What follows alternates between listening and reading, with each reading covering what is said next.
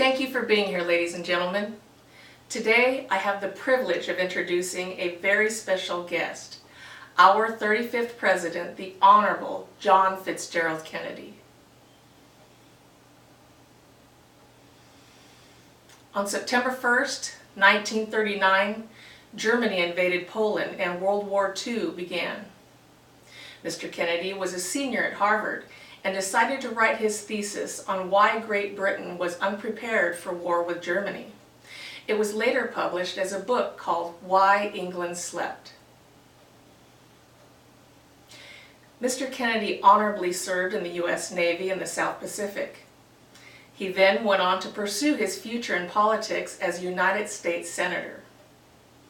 On November 8, 1960, at age 43, he became the youngest president in U.S. history.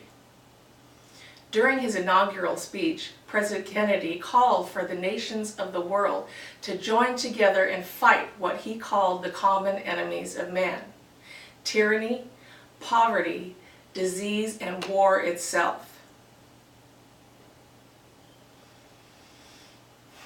Mr. Kennedy is recognized for his leadership, his vision for mankind, and his eloquent speaking style. Cool-headed decision-making during the Cuban Missile Crisis likely averted a nuclear war. Many of us wonder what advice Mr. Kennedy would offer to our newly nominated presidential candidates in a world where we continue to fight the common enemies of man.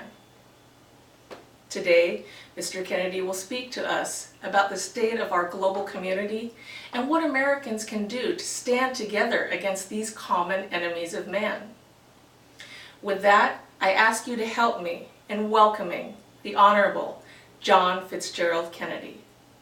Mr. Kennedy.